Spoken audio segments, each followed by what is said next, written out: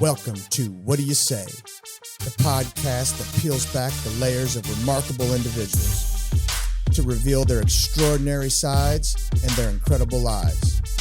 I'm your host, Frank Termini, and I'm absolutely thrilled to embark on this journey with you. The podcast name's What Do You Say, but that's not how it's said. How do you say it? We say. What do you say? We say. What do you say? We say. What do you say? You got it. We say. Hey. Welcome back to What Do You Say? Today I have Kendra, Manley, and once again a return guest immediately returns, Jessica. I say Semeraldo, but it's you go by Arbuckle. Yeah. Because clearly you're in real estate. But here, the reason why you're on is very clear. Okay, because you in the last podcast had indicated that you had thought about doing one of your own. Yep. And I called you, I don't know, what was it, a week later? Maybe not even a week after the podcast. And I said, you have to try this. I said, you got more views than anyone. And I mean, in 7 days, 456 downloads just on YouTube. That doesn't even include all the other, which, by the way, YouTube is probably the hardest medium to break. Which I have to tell you, there's one person ahead of me. Do you know who it is? There's one person? I'll tell you. It's Is it Tony Cordello. Yes, and I'm trying to beat him. Where's he at? 484? Is yes. that where he was? And I'm at 450 something. I am like, I just want to beat Tony. Tony. But yeah, look how long Tony's been on. It doesn't matter. I just want to beat Tony. I just want to beat Tony. Well, Cordello, I'm coming for you. I think so. So I said, and you had also said, hey, listen, I have some people that I thought that would be good guests, and so I said, hey, come on the podcast with me. I have a laundry list. Yeah, let's interview him. If it pops, then here you go start your own. Yeah. So here you are with Kendra, and Kendra, are you were born in Kansas City? Whiteman, well, I was actually born at Whiteman Air Force. So your father was in the military. Air Force, yes. Air Force. Okay. And how long was he in there for? Well, that's a good question. I should know that answer. I was born in 1971, and he had just got back from Vietnam, and then he only had like 6 months left. So he was in Vietnam for Yes. how long? For, I believe, that's so bad. Has to be. What's a tour? I think my father-in-law did 2 tours and was there 4 years. Yeah, I know he was there at least a year, if not longer. Yeah. So. Gosh darn it. Which creates a whole issue of what happened in Vietnam and then they brought back. So here, think about this. Yeah. My father-in-law could talk to me about anything. But the war. He could not talk to me about Vietnam. Yeah. So my grandpa was the same. And in high school, I had to do a report on one of my grandparents, and all of them lived through the Depression. My dad's mom and dad lived in Northeast. My mom's mom and dad lived down by Knuckleheads, all that down there in the East Bottoms.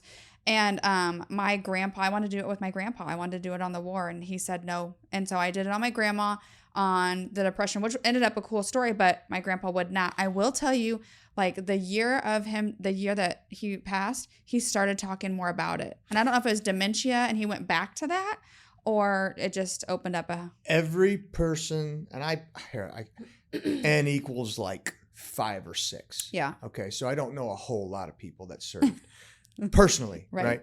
But those 5 or 6 people that are in my head all struggled big time. Now, my father-in-law struggled, I think, silently.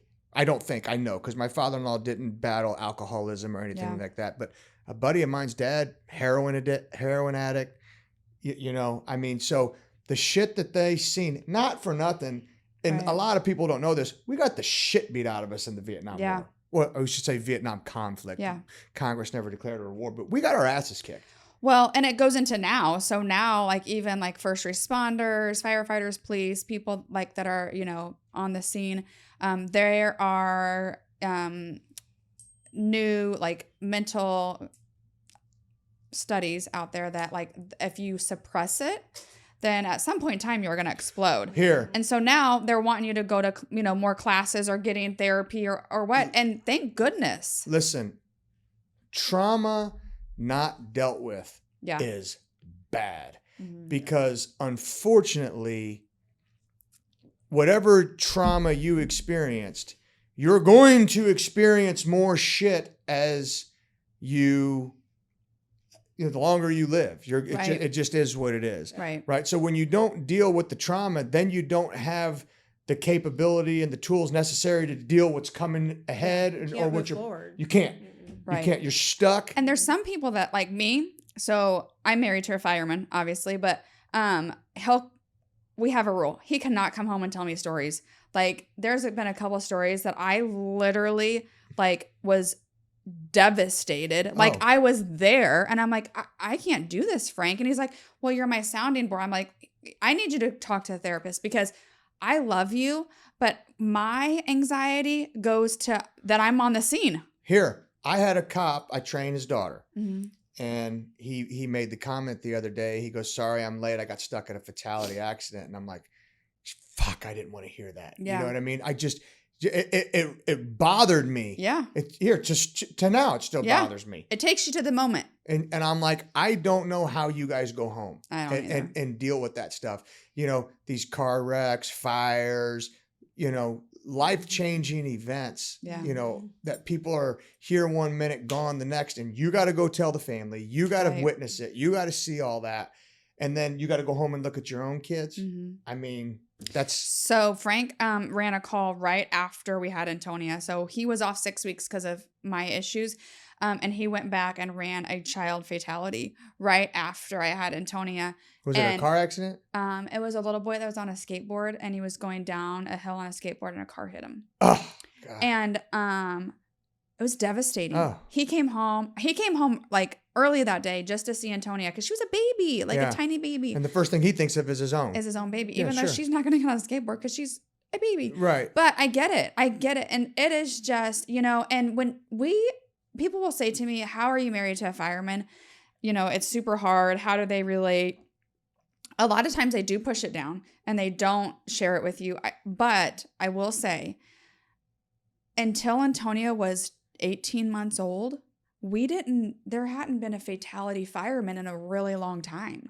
And so I wasn't worried. It was Mesh and Larry. Yeah. And then the repercussions of that, because, people were sad and hurt, going through all of their trauma. And, there's a couple things that happened after that. And then the other day, that guy that passed.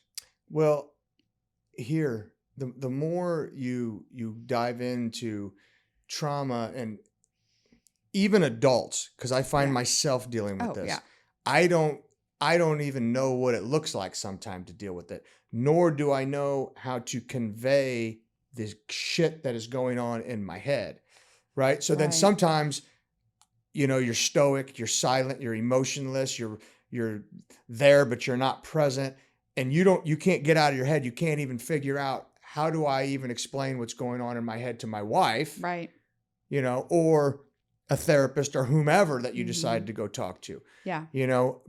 I do think therapy is incredibly productive. I love therapy. Yeah. I do think therapy is incredibly productive. They have ways to, I guess we'll say, squeeze things out of you. Right? Yeah. So my daughter is epileptic and we have her in therapy just because we feel like there's a lot of things she doesn't talk about. And she's done great in therapy. And we just are like, this is amazing. Until last week.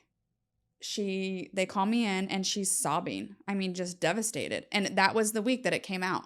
And so we don't know, what these kids are going through is like, she's just scared that she's going to have a seizure and she doesn't know when it's going to happen. And I can't tell her. We don't know. I can console her a little bit and say, hey, usually it's when you're sick and you're not sick. But like, even as a child, it took her, she's been going for months. Yeah. And it just got out. So anyways. Let's get back to Kendra. So back to you. So this is clearly, another story of, I guess we'll call them redemption, right? So actually a buddy of mine texted me the other day. He goes, I'm listening to your podcast. Was I not much a big enough degenerate to come on? I said, no, you could come on too. So anyway, your father, to obviously, from what I can tell, dealt with what he's seen in Vietnam Yes. with alcohol. And same thing. He never would talk about it. The only time it ever kind of snuck out a little bit is if he was just pretty hammered and having a moment. And the only things he ever really said that he opened up about was the worst part for him was watching his friends OD on heroin and get carried off on stretchers from OD. In Vietnam, they were doing heroin. Yes. Oh yeah, that's where And they all that's came where back the addicted. beer and everything. That's where it all Well, started. here, if you remember, if you ever watched that movie, American Gangster, Oh yeah. he got that heroin from Yeah. Vietnam. Mhm. Yeah. That's where he was getting it from. So He said that scared him so much he didn't ever want to try that, but that's where the drinking started. It's interesting that that's where he drew his line. Mhm. Like the line is, I'm not doing heroin, Yeah. but I will drink. I'll do everything. I'll do right. But I you think know, a lot of people do that. And then Mhm. there's some people like Tony that's like, I'll do whatever. I'll do whatever. Yeah. And I'm not stealing his story because he shares it. Yeah. Well, yeah, he already did. He already Yeah. been on. Well, and here, my brother went through it. You know. Oh, I didn't know that. Andrew didn't do heroin, but Andrew went to rehab for 60 days for Oxycontin. Oh, I Went to didn't know that. jail, then rehab. Oh, I didn't know that. They let him out of jail contingent that he would go to rehab. And look Yeah. how good he's doing now. Yeah. Yeah. Yeah. So there is ways that I think people going to rehab shouldn't be as taboo as it, No. it's Here, addiction is no less of a sickness than cancer. Exactly. No. Ding, ding, ding. And the problem is, what's the issue is people get frustrated is the wounds are self-inflicted, right? And that's why people kind of throw their hands up and say, listen, if you want to go crawl on a cross and crucify yourself, I'm not going to sit here and watch this, right? right. And that's what ends up happening. And I don't really know. Addiction to me would be the most tricky thing in the world to treat. Psychological disorders, whether it's depression, anxiety, bipolar, alcoholism, drug addiction, they're incredibly tricky. Because the person has to want to change. Well, and there's so many addictions. I mean, Here, I wrote pornography. that in there, like We talked about shopping, money, Yeah. new houses every 5. Work. Yes. There's always a crutch. For Work. something. Yeah. And I think that's something that gets covered over real easy. Yes. Work addiction. It's like, oh, well, Here, I'm providing. Here, I'm terrible because if I am not working by 8:30 in the morning, well, I actually start earlier than that. But if I'm literally not walking into an account by 8:30 in the morning, I get so anxious. I have to be being productive. Like most anxious I get's when I'm sick and I can't go in. My issue is like answering the phone around family, or if my phone rings and I'm eating dinner, it's hard for me not to like answer the phone because they're calling about a house they want to go see or a contract that we're negotiating. Or like last night I was at book club and I got a call and I answered it and they go, do you ever not work? And I'm like, well, the benefit though for me is like, I don't work from 8 a.m. to 11 p.m. I get to stop and do podcasts. But that addiction not hurting anybody. No, I don't have a work addiction. I don't feel like that's an addiction. No. I'm just saying I do have to put up walls. I put a do not disturb on my phone. I keep mine on Because- as soon as I get home, I put it on do not disturb. And Yeah. because if I know Yeah. that I'll answer it. And then This is the best and worst thing that's ever happened to us. When I first started coaching football, Michelle and I went through, I don't want to say it was difficult. Mm-hmm. It was very difficult. She was used to me being there all the time and in the evenings. Because you guys are really close. Me and my wife have a fantastic You relationship. do. I love it. We are very, very blessed. Yeah. Yes. I mean, my wife. And you've been married how long? 12 years. Okay. It'll be 13 in April. And you have how many kids? Here, I'm going to interview you. Go ahead. Knock your lights out. No, it's your podcast. I know. 6. 6. Okay. So I'm blessed. Yeah. I don't deserve her. Where was I going with this? That when you started coaching football. So when that I started coaching yeah. football, and now, I'll get home at 6:00 at night and I'm on the computer watching film, and then I go upstairs and I go to bed. There was this disconnect between her and I. And she said, I'm not liking this. Yeah. And I said, okay. She said, listen, let's go talk. There's counselors at our church for couples. Yeah. And she said, let's go talk to him. And I said, you got it. And he gave me the best advice. And he said, no one should have full access to you but your wife. Yeah. He said, absolutely no one should have full access to you but her. Yeah. And you know what? Me following that rule changed everything. The other thing that he said was, you just as intentional as you are with getting to church and as intentional as you are with your relationship with God, you have to be the exact same. You have to have the exact same intent with your wife. Yeah. Time is not going to create itself for you two No. to come together. You guys have to make it happen. Right. And so we started to be intentional with that. I think a lot of people during COVID, that was the best and worst ever. We had a great time. We did too. We had a great time during COVID. People would call me and be like, "Oh my gosh, my husband or wife is home." I was like, "Welcome to my world," because he works 8 days a month. I can't imagine being married to someone that I'm like, fuck, she's home from work now. I can't imagine. Yeah. You know, I'm like, what the hell? What is your deal? I actually liked my kids too. I liked it that we were all stuck together. Yeah. It was great. How long have you been married? We're coming up on our anniversary actually next month, and I believe it will be 29 years. Okay. Oh, so you got married young. Yeah, I was 23. Okay. Yeah. She did a lot of things young. What else did you do? Young.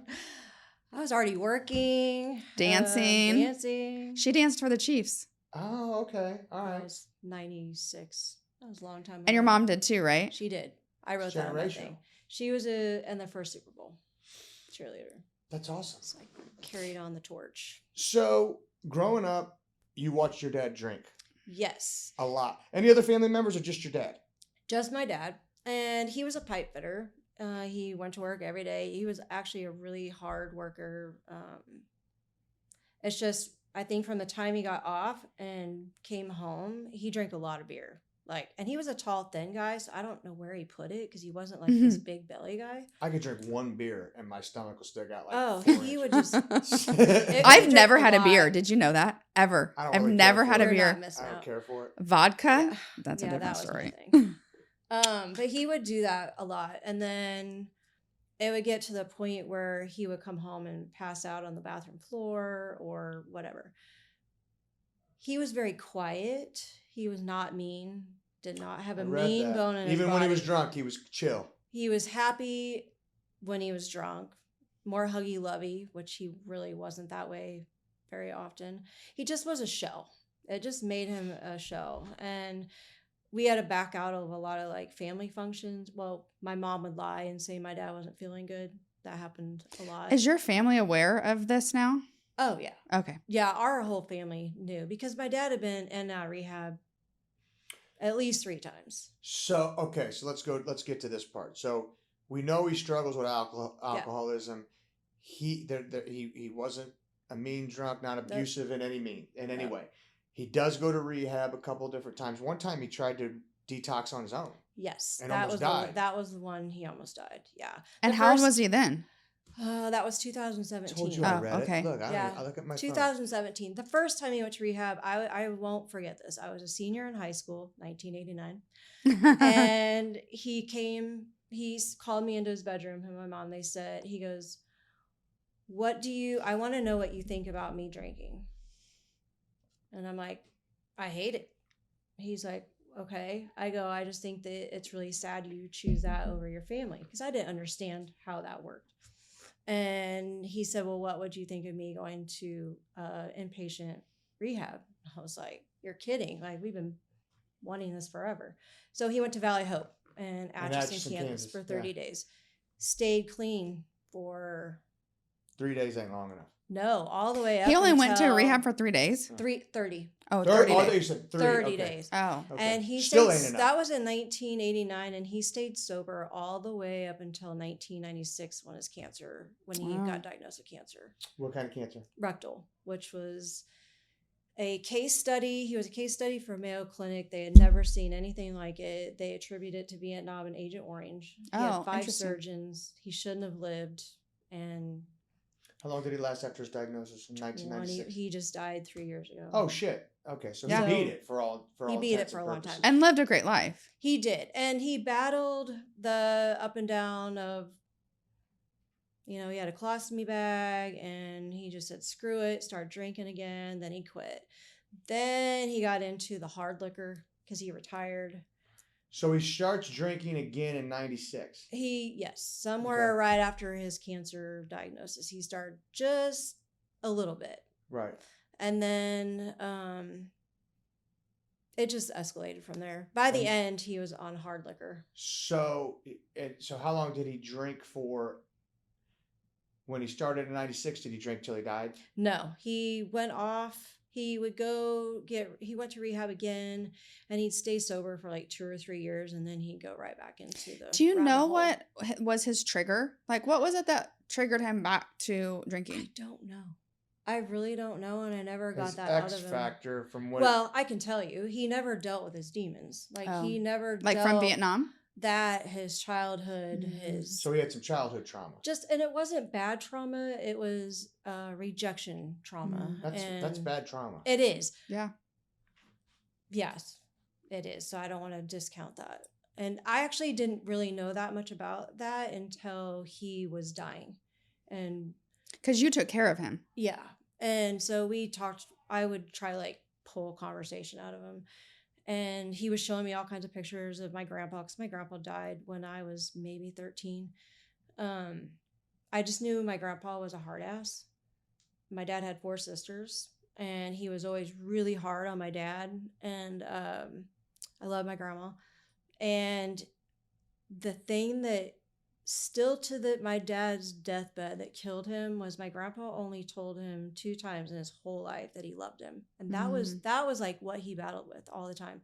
He said one was when I went off to Vietnam, and the other time, I don't even remember what he said the other time was. Isn't that crazy? Okay, how many times do you tell your kids you love them? Every day. All the time. Yeah. So I was leaving to come here, and there's puppies in my driveway because they're doing a puppy drop off at my house, or a puppy sale. Anyways, and my girlfriend's there selling her puppies, and I go, "Hey, I love you." And I pause because I was about ready to tell her, like, "Hey, I love you." My buddy did it to me the other day, and he goes, "I don't know why I just said that." We're on the phone, and I laughed because he probably just got off the phone with his wife or something. Yeah. And here, my wife, kind of, but some of us just say it. Here, look, if I pick the phone up and call her, and I tell her I love her. If she calls me back 1 second later when I get off the phone, I tell her I love her. That's how we are. It gets to the point really where you're unconsciously doing it. Love you. Bye. But you need to hear that because you never know. There's a girl that I'm really close to, and I'm going to try and keep it as vague as possible just so it doesn't go out. But every time she hangs up, I say, "I love you." And she says, "I love you." And my daughter will say, "Are you talking to her?" And I was like, "Yeah."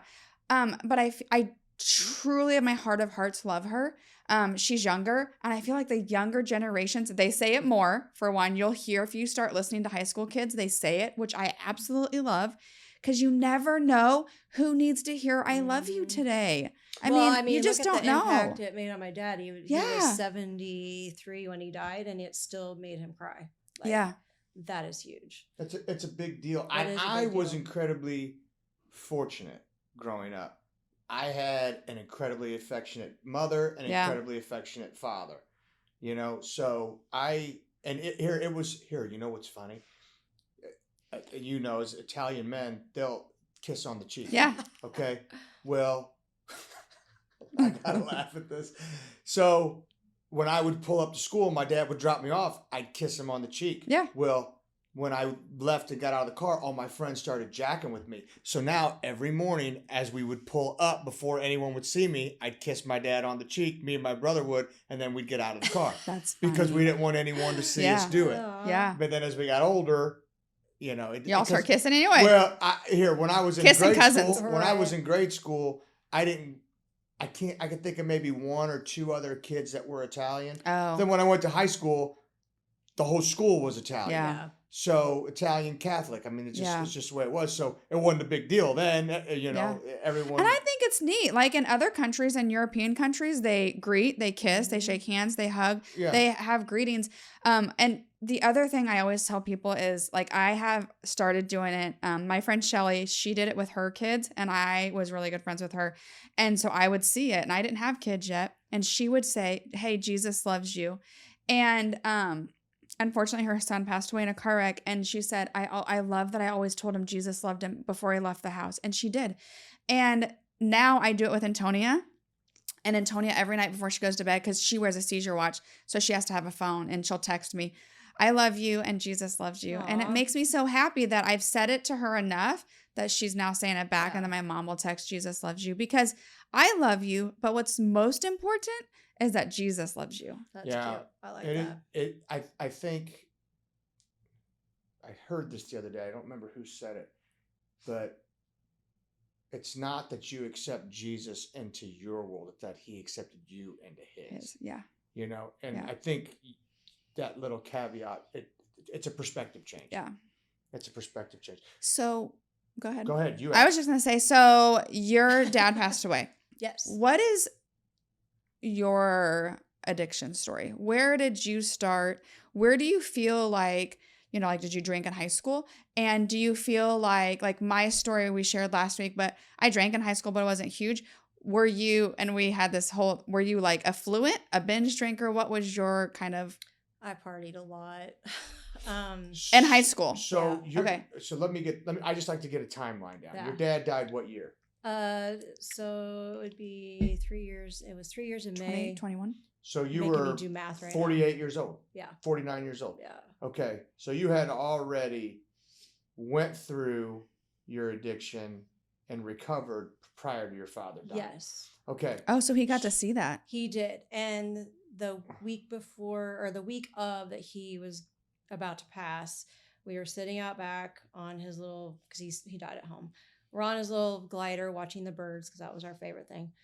And I told him, I promised him that I will never touch a drop of alcohol again. And he said, "Good, you've come too far." And like I said, my dad wasn't a man of many words. So that stuck with me. And I knew if I didn't say it out loud, I didn't promise him, that I would probably someday go back to it. Because how many years sober are you? It was 5 in May. Everything happened in May. All of my dad's rehabs happened in May. So when you my dad drank died up until you were 47 years old. Yeah, well, almost, yeah. And when did you start? 48, 50. High school. So despite, this is what I find crazy. Mm-hmm. Despite hating him for what he did. You did. I didn't hate him, but. But despite hating what he did, not hating him. It goes back to that crutch and like numbing that feeling of not getting what I needed from him. I needed, like, girls need their dads. 100%. Say it louder. Listen. Girls need their dads. Listen. Oh my goodness. I've said it on this podcast. I can't tell you how many times.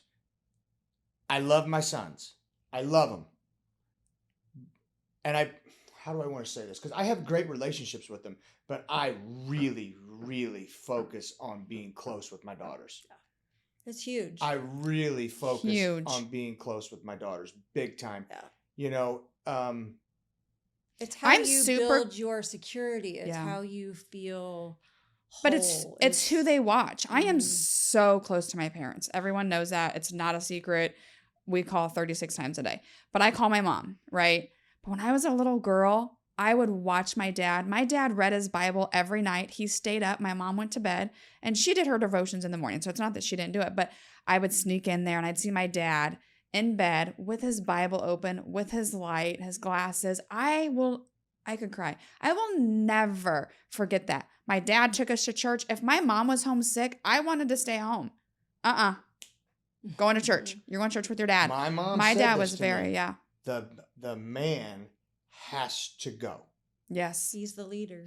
My mom said that to me, and it stuck with me. She's going to be so proud because my mom listens to there's a lot of shit that I've said on this podcast that my mom's like, my mom's probably like, I don't know who this kid is. I wish he'd change his last name.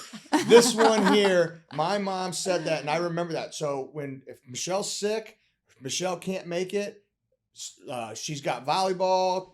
So I make sure I get there. Yeah. And because I want my kids to see that. You're setting their stage. Like The you're other setting that thing up. I want my kids to see, which they hate now, but they will appreciate it later, is me loving on their mother. 100%.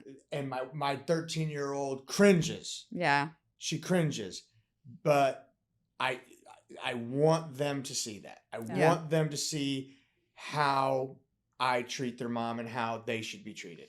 Yeah. So in our house, Antonia and Frank, Antonia is me, and Frank married me, and I tell him that you married me, but having me as a 10-year-old is hard. I mean, having me as a 44-year-old is hard. Let's just be honest. Some days he's probably like, what did I sign up for? But having me as a 10-year-old is hard because you're arguing in essence with a 10-year-old me. But he tries not to argue. But anyways, so they kind of spat sometimes. But our thing in our house is we stand together. Like, you're not going to come tell on him to me about him and vice versa. Right. You're not going to come tell him on me. She normally doesn't tell on me because I'm the disciplinary. I am very like, we're not acting that way. And I'm the disciplinarian in my house. Michelle's terrible at it. Oh, Frank, he just wants to hold her and just be like, oh, you're a babe. Michelle's and I'm like, terrible disciplinary. So and that's why Michelle also has a hard time coaching Gianna. Oh, yeah. So when they're training with me, and this is what another thing that the pastor that me and Michelle met with said, he said, they respond better to you as a coach because there's not much difference between Frank Termini coach and Frank Termini dad. But you're kind of a dick either way. But the problem is, okay, here's the problem. The benefit for you is you're the dad. Mm-hmm. You're the disciplinary. Great. That's kind of biblical, right? I'm the disciplinary. I'm the mom. So biblically speaking, that's not what Jesus called us to. And I know, please don't send me hate mail because I know there's amazing single moms and I know all the things and we're not. That's why single moms are so great. Right. I'm just saying in my household, it is hard because Frank wants to be the authoritative figure, but I'm like, I'm sorry, you're not. Just for lack of personality, default, all the things, I am the disciplinary. You have to start disciplining. I mean, you're not going to catch up and be me. Do it on your terms. Well, just like Michelle's not going to catch up and be you. You need to have him watch. I'll send you this sermon. It was unbelievable. And it was talking about it operationally defines what a man is. Yeah. And then compares and contrasts it to what says, what's a man supposed to be? And then what did Adam do? Right. And I'll never forget it. The four things that God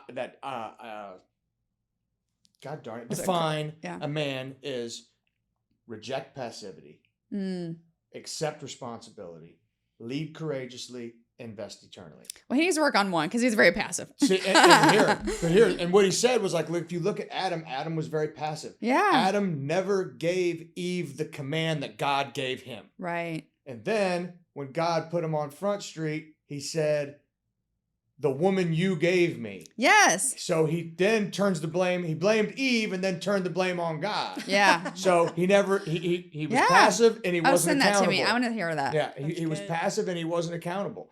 So, and then if you see what Jesus did, Jesus put it all on his shoulders. Yeah. He was the sinless that died for all the sinners. Yeah. So a real man has to do those four things. And so sometimes I am a little bit overboard on rejecting passivity. I probably could tone it down a little bit as I throw my man fits, but anyway, it is what it is. So Kendra and I met, I have to tell you this. Kendra and I met, what year did you move? 2009. Okay, so 2009, I was 29, still drinking, hadn't given up drinking yet. Me neither. Sold her house in Liberty, and they moved to Aurora, Ouray, Colorado. Mm-hmm. And we stayed Facebook friends. Mm-hmm. And I'll let her finish. Well, here. You started drinking basically 1990. Yeah, I drank in high school, all through high school. Just drinking. Did you ever do anything other than drinking? No, I did smoke some pot, but yeah, I didn't want to try. It's legal now. Yeah, so it doesn't even matter. I drank a lot on the weekends, big parties. So binge drunk. Yeah, I blacked out a lot. My mom would be really proud. She knows these stories now, but she didn't know them then. And then I dated an alcoholic. But not your husband. No, my senior year. I dated my husband my junior year, and then we broke up and we stayed friends. My senior year, I dated an alcoholic, and I actually told him if he didn't go get help, I was done. So he actually went to Valley Hope. It was wow. Like I was replaying. Is he doing good now? This whole no. Oh. Well, I don't know now. I haven't talked to him in 30 years, but can we call him? He fell off the wagon shortly after he got out of Valley Hope, and I don't know how he is now, but it was like I was. They say the girls marry their fathers. They date their fathers. There you go. That's exactly what I did because that's all I knew. And so, fast forward. So hold on. So then you went back to your husband. Went back. We had stayed friends for like 7 years. Okay. We both had relationships in between high school and then when we started dating again in 1993. Did he drink?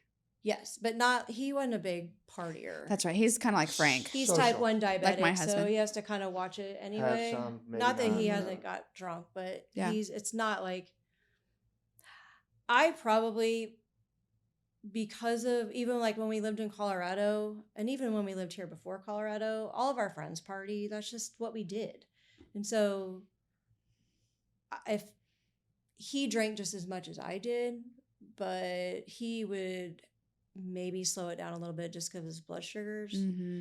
So when I decided to quit, he backed off quite a bit. How bad did the habit get and for how long? Were you a daily drinker? So my daily drink, and I wrote about this, I didn't wake up ever going, oh my God, I got to have a drink. Like that wasn't me.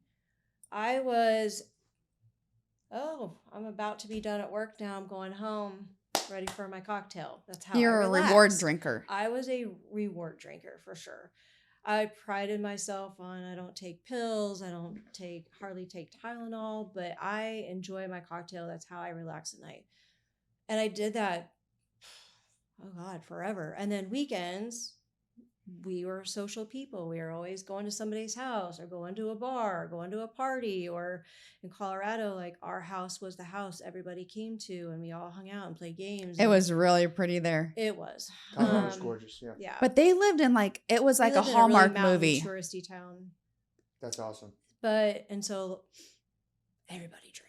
Like that's just what we did. So you were someone who would come home from work and have a couple at night. Yep. And not necessarily get drunk. No, but sometimes that, one would turn into 2 or 3. And I made pretty stiff vodka tonics, so. But then on the weekends you would binge. Oh, it's free for all. Free for all. Saturday fun day, Sunday fun day. Just got hammered. Yeah, I mean. All the while you had little kids. Right. And it wasn't like, I'm going to get blackout drunk every weekend. But there were several times I'd be like, what time did I go to bed? And I wouldn't remember. And I'd wake up just so mad at myself. Like, what are you doing? And you had to get on what medicine? I had to get on blood pressure medicine. I did everything else right. I had worked out. I was working out. I was eating fine. I had gone to the doctor and they're like, your blood pressure is high. I'm like, I already knew in the back of my head what I probably needed to do.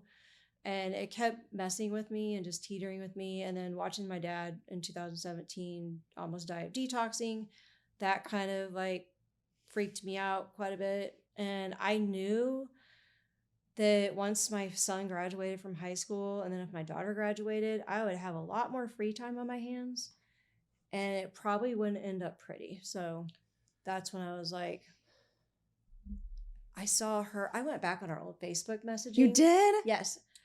I started messaging you. I don't even remember what it was, but you kept posting about your anniversaries of not drinking. Yeah. And I'm like, dude, how does she do that? Like, I couldn't imagine not being able to get off work tonight and go home and have a cocktail. Like, that's crazy. I was sprinkling seeds your way and I didn't know it. I would even tell my kids like, hey, you don't ever want to be like grandpa. You want to always be able to socially handle yourself and have a drink. Right. I was just blowing smoke. Like, I think I was justifying my own issue. Behaviors. So, yeah. Well, listen, my brother made this comment when he was talking to the football team. And he said, when you're an addict, you're constantly rationalizing. Oh, yeah. Your behavior. But he said, if you listen to the word rationalize, it ends with the word lies. No, that's so true. And so that's what you do. Yeah. I mean, you rationalize with, hey, I'm only drinking after work and on the weekends. Yeah. And hey, at least I'm not doing pills and weed and coke Exactly. and whatever else. Always making My excuses. rationalization was I'm not addicted to porn and I'm going to church on Sundays. Hey, I was going to church with your brother and sister-in-law. Yeah, see? Yeah. Okay, so when you went back and through our Facebook messages, what was the first message you sent to me? Do you remember? I wanted to let you know that this Facebook thing kept popping up on my Facebook, and it was called 1 Year No Beer, and it was a challenge group. Started in the UK, and they had millions of followers. People could join and do like 30 days no beer, 60 days, or 365 days, and it was this big challenge. And I just happened to pop on there one day, and I was reading some of their stories, and one of them, if not most of them, were all like me. They were social drinkers. They drink at night, bottle of wine, blah, blah, blah. And once I clicked on that, they started popping up every day. And I'd be like, maybe I should join that. I never told Travis any of this. Like, I was just really stewing it in my own mind. Yes. Oh, I thought you were going to ask me something. I was, but I'm going to let you finish. Okay. So I kept it to myself, and it just, like, I cried about it. But that's when you sent it to me. Once I joined, I think I sent it to you and said, I just have to let you know. I remember I was pacing my bedroom floor. It was the day after Mother's Day in whatever year that was, 2019. I was hungover as hell. We had some mimosas all day Sunday. And I just paced back and forth because I was going to hit that button that I was going to do 25 days no alcohol. And I almost talked myself out of it because I'm like, how am I going to do that? Like, what's my life going to look like? I'm going to be boring. Like, nobody's going to be around me. I hit the button. Then I messaged you, I think. I'm going to go back and look at them. I said, I have to let you know, you kind of inspired me, and we'll see what happens. So did you have any type of withdrawal? No, but I had some really weird, funky feelings. And I had to look it up because people in that big group challenge said, if you start feeling weird, Google pause and alcohol, not pause by itself because that'll pull up a dog website, but pause for alcohol. And even social drinkers that are used to drinking at night or binging on the weekends, whatever, you will have these weird foggy head moments. You're super tired. I don't know. It's like all these weird things start to happen. I just kind of felt sick off and on for, I don't know how many days. And then it would just go back and forth where I'd wake up and I'd feel great and clear-headed. And then the next day I'd be kind of foggy. And I'm like, dude, when's this going to go away? It took a couple weeks. So at what point did you know, like, I'm not drinking again? After that first 25 days, I think it was, I was like, you know what? I'm going to go to, did I go straight to 60 or did I go to 90? I'm looking it up because I remember we had a lot of conversations. Yeah. I'm at 2021, so give me a minute. I wish there's a way to go back. 2 months in, my doctor was like, your blood pressure's so low now, you're getting off all your meds. What did you do? And I was like, I quit drinking. And she was like, what? So I got off all that. I had to do an inhaler every night. I had like acute asthma from workouts and my work because I was a hairdresser, I was around chemicals. Never had to touch it again. Still to this day, 5 years later, never had to touch it. So obviously the alcohol was super inflammatory for me and obviously made my blood pressure really high. And the longer I went without it, the better I felt. And not that it wasn't a struggle because it still is, but is it still a struggle? Like if people are drinking in front of you, do you get the urge? It doesn't bother me sometimes. And then other times I'm like, God, if I could just have one cocktail and just hang out with them and be as giddy as they are, I would feel normal. And then I have to like back up and have a little talk with myself and Jesus and be like, what am I? No. And then I go back to, I promised my dad I would never do that again. And that's all I need. And then I'm good. I wish I could show everyone these long messages that you used to send me. I actually want to make a book out of all my posts. They're so like, to me, like, I don't know if you want to share this story and you can say no about your daughter coming to you about the basketball friends coming Whatever over. You want to do? Let's hear it. Share it. No, you share it. I don't remember everything I wrote. I wrote so much stuff. It was about your daughter came to you and wanted to have some friends over, and it was a bunch of friends maybe, and I'd have to go back and find. I just scrolled past it, but you would have before probably been hesitant and not allowed her to, and then they came over, and then your daughter came in and snuggled with you that night and said, "Thank you for letting me have all these friends over," but a non-sober you probably wouldn't have done it. I would have said no, because I wouldn't. And want so them you're to see me building sitting around having cocktails and changing that generation for your daughter. Yeah, and it's weird because I would also river danced late at night, and I would find excuses. Hey, can another parent pick up the kids tonight? Because I gotta do blah blah blah blah blah. Because I wanted to have my nightly cocktail and I didn't want to get in the car. I was good about I never drink and would drive. The cool thing is, so how old was your daughter when you quit drinking? This is the cool thing. So she was, okay, she's 20 now, and I've been sober 5 years. 15, she was 15. Yeah. So did she... And my son was 8. I stopped drinking right before his graduation. Clearly not as bad, but it did affect them then. You know what made me actually feel really good? She actually told me several years ago that her and Scout said the same thing. They don't ever really remember me just being a drunk ever. They said, "Mom, we only really saw you drunk like 3 times."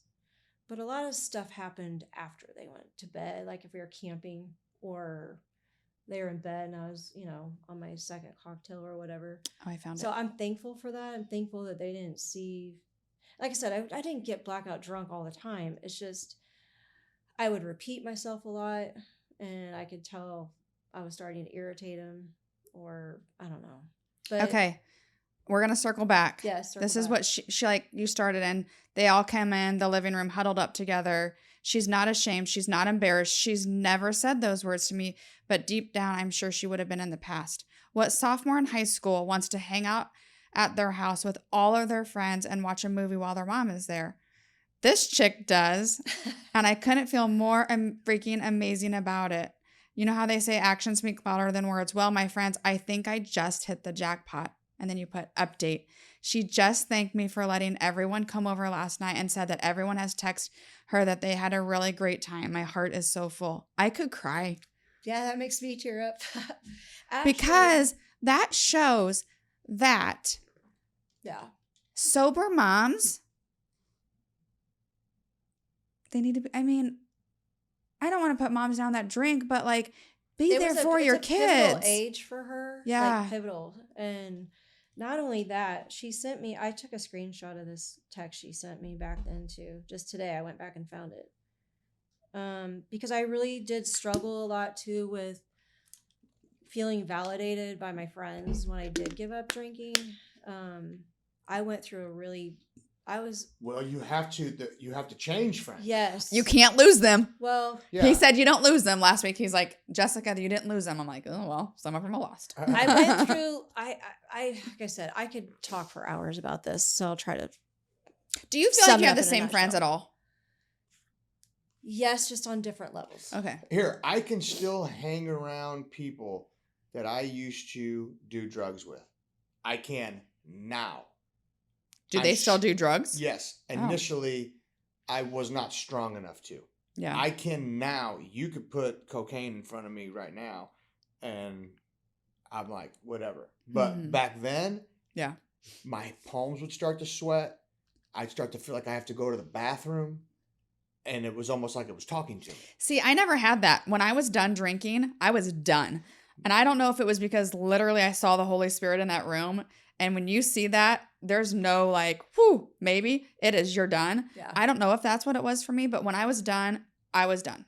Yeah. I definitely had to. Did you go to rehab? Nope. Okay. Nope, I didn't.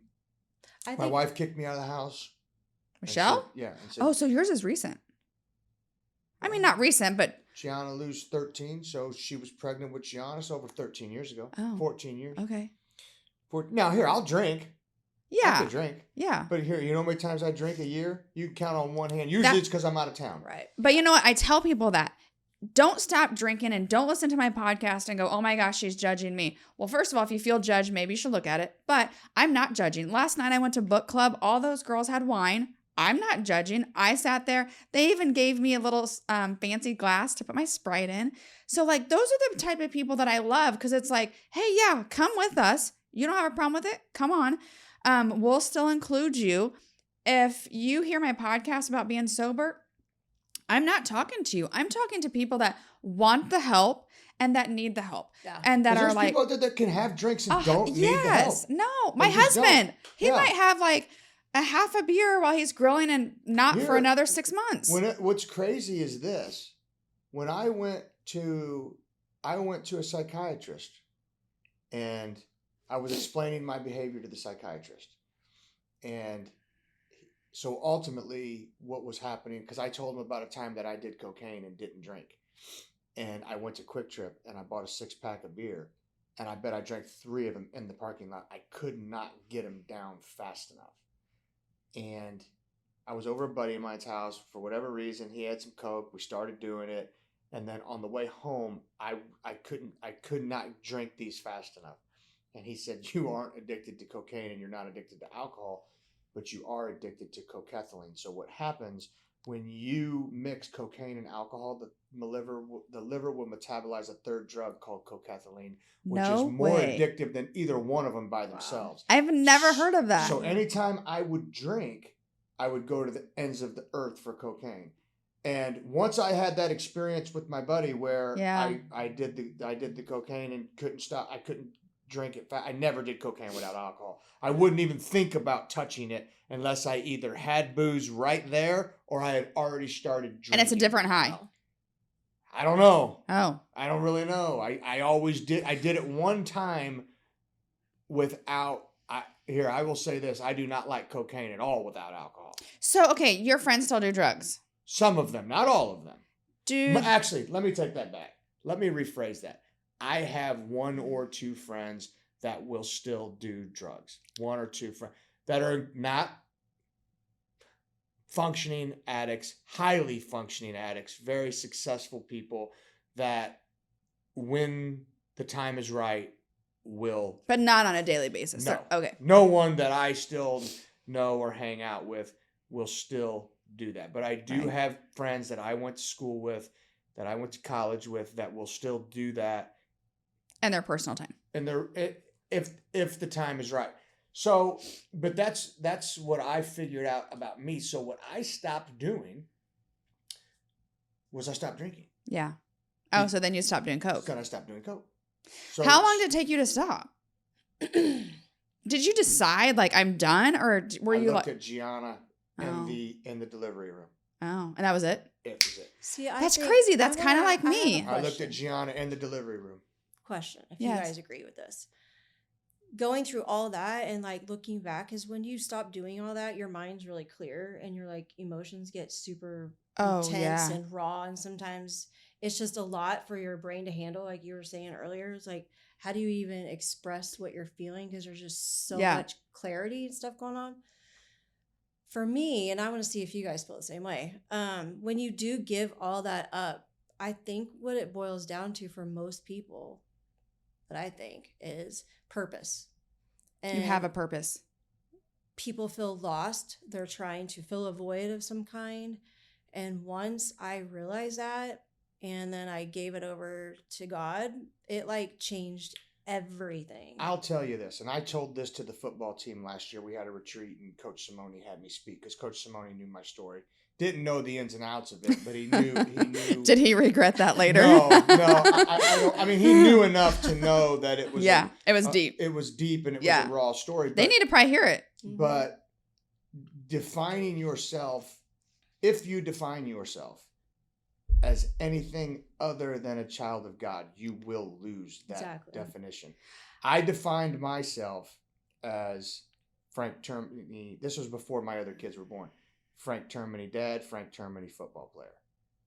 Frank Termini tore his ACL his freshman year in college, tore it again his sophomore year in college. Frank Termini lost football. Now he's not Frank Termini football player anymore.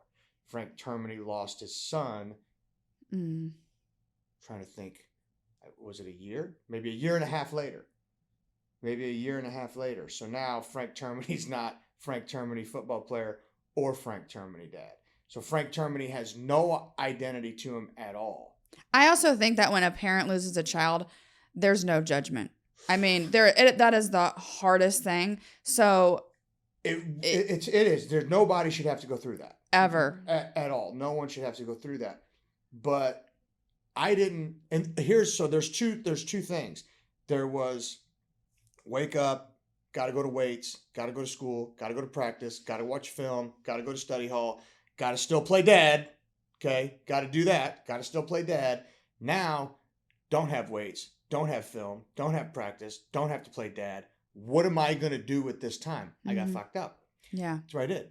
What did I going to school was fucking easy. Right. When you don't have all that other bullshit to do. So, yeah, I can go out and get hammered. I can go get drunk. I can go do blow. I could go do X. I could go do this. Were you going to church? No, not even. I was so mad at God at the time. I didn't even want to hear that shit. Yeah. That's what I was going to ask. If you were mad at God for what happened. 100%. So that lie that crept in, because anytime there's trauma, there's a lie. Mm-hmm. And the devil's too smart. He'll inject a lie that you'll live as if it's true. And for me, it was God took Andrew. That was the lie. Okay? And that didn't get broken until Nina died. That didn't. And so I lived by that lie. I went to church not for me, because I wanted my kids to see me going. I didn't want my kids to be jaded like I was. Right. I was doing the right thing for the wrong reason. Right. Okay? So, but when Nina died, the pastor came to me and he's like, Frank, and this is when I swear, when you get liberated from something like that, it's like almost takes the wind out of you. Mm-hmm. So what did he say? He said, God didn't take Andrew. He said, God doesn't take anyone. He receives everyone. Cancer took Andrew. Drugs took Nina. Mm-hmm. God does not. Because we have free will. And he said, God does not take anyone. He receives everyone. Yeah. He said, that is a lie. Oh, I just got the chills. And I was like, holy crap. You know, I mean, these what's the word? Like shackles came off me. Yeah. You know, you still have to sometimes remind yourself, because growing up, going to church, you would even hear church elders make the comments, you know, God took her home. Yeah. God took him home. They still say that in funerals. They don't understand what they're saying. Well, so I have terrible anxiety over Antonia's seizures, and my biggest fear is that she will die.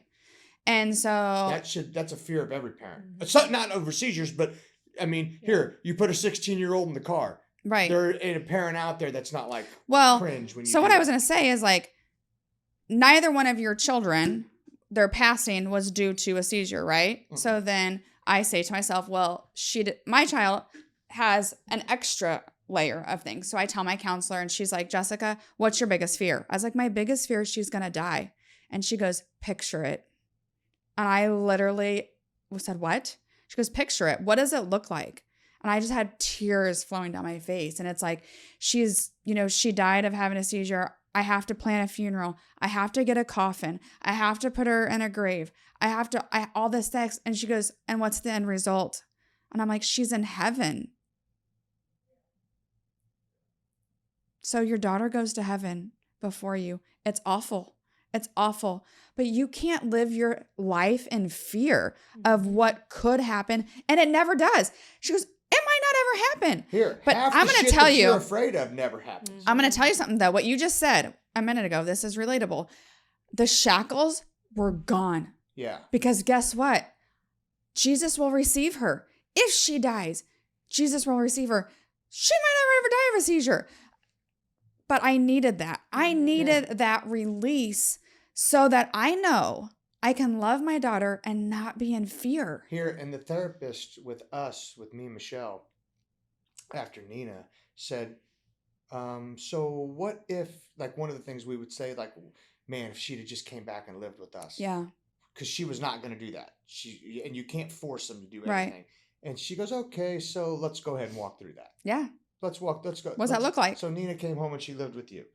Okay, now what? Right. Now when she overdoses, your kids see her. Right. You know, now, right? So, she would walk through all the what ifs with us. Let's walk through it. Let's see how that plays out.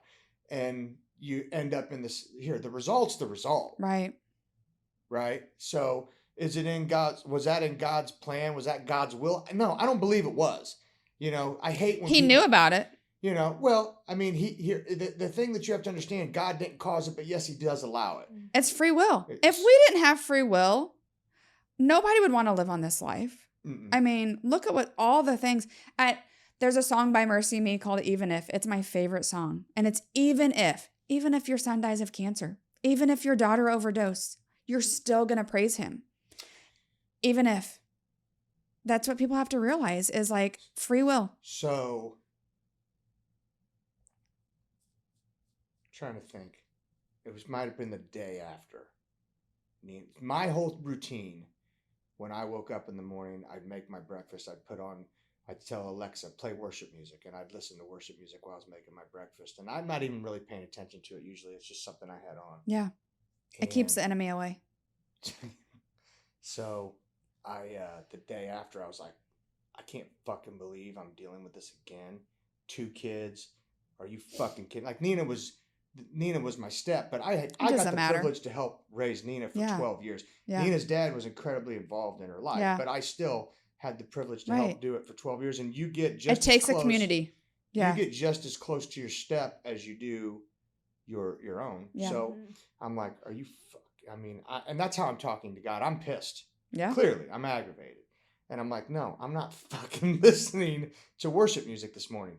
I'm not doing it. And and I just sat there and something kept tugging me. Just do it. Mm-hmm. Just do it. And I sat there and fought it for a second. Finally, I'm like, Alexa, put on worship music. And I didn't make my breakfast. Let me see if I can pull this song up. I want to read you the lyrics. And I was like, I don't want to fucking do this today. And hold on, let me find this. Because the lyrics will probably come up. And I just want to get to I just want to read the chorus to you. Because the chorus is what caught me. And I feel the Holy Spirit can talk to you in a multitude yes. of medians, and music yes. is definitely one of them, because he's done it to me on more than one. He, she, however, I don't know what you want to say. Hold on, let me turn this down. I want to find the lyrics. So here you go. I will praise you on the mountain. I will praise you in the mountains in my way. You're the summit where my feet are, so I will praise you in the valleys all the same. That was the song that came on. That's what you needed to hear. Mm-hmm. I was like, holy shit. Yeah. You know, wasn't like an angry message like I would give my kids, you know. Yeah. But I was like, oh my God. Yeah. You know, and normally I don't even know what's playing. But that day I decided, here, you want me to do this? I don't want to do it. I'm doing it because I'm supposed to do it. I'm going to listen. I'm going to just sit here and I'm going to listen. And that was the song that played. And I was like, oh my God, that is crazy. Mm-hmm. That's awesome. You know, so now I'm like, okay, now I have to, I talk the talk. Now I got to walk the walk. Right. Right. I had, let's see, it was 2021. I had all these kids that I coach football with watching me. Oh, I shared your post. Which one? That when you went back and you wrote about her, I shared that. I remember thinking, you wrote it about how you were feeling about her. I don't remember. There's no telling. I probably did write something. I don't know how to look it up. That you shared something. I don't either. I'm not that techie. Anyways, but yeah, you shared something and it was amazing. It was like about her and, you know, hey, thanks for, it was just a, gosh, I don't know if I have that. How can I try to find it? But I was like, here, these kids, they've heard me stand on the podium, for lack of a better word, and talk about God. Mm-hmm. And now it's like, hey, you did this. You talk the talk. Now you got to walk the walk. And so now I have to do this, not only for my own kids, but for these kids who are going to watch me walk through this, and they're going to want to see how's Coach T going to walk through this, and they got me through it as much as anyone. Right. you know, that team, that family, that community, you know, they got me through it as much as anybody did. That Mercy Me song, even if he says, I stand on this stage night after night, and his son is diabetic. And so in it, he says, I know that with just one word, you can heal my son. But even if, and so that's what gets me through with Antonia, is I know that God could heal her seizures and she'd never have a seizure again. All he has to say is, no more. That's it. But even if he doesn't, I'm still going to worship and change other lives. Have you ever read the story of Shadrach, Meshach, and Abednego? Yes. I mean, what? Because they basically told the king, look, no matter what, I'm not bowing to this statue. So you could try to throw me in the furnace and God may deliver me from it and he may not. But even if there's only one person we're bowing our knee to. And I'm like, man, that's the type of faith that you want to have. I'll have to share that with you later. I can't find it. Yeah. You have a lot of stuff. Yeah. Oh gosh, that was 3 years ago. There's no telling how you would find that. Well, I think I can find if I've shared like a story. People are going to message us and be like, this is how you do it. Good. Let them do it. And then we can figure out how to find it. So you're sober now 5 years and off medicine. Yeah. So wait a second. What medicine did you have? It was my blood pressure medicine. So off blood pressure meds. So you didn't have to take any meds for like withdrawal. No. Because there's meds for that too, I believe. Yeah. Here, alcohol is the only withdrawal that's life threatening. It can be bad. I think maybe benzodiazepines, which is your Valium and your Xanax. Ativan. So the other thing that I learned too that I thought was kind of huge was the judgment of an alcoholic.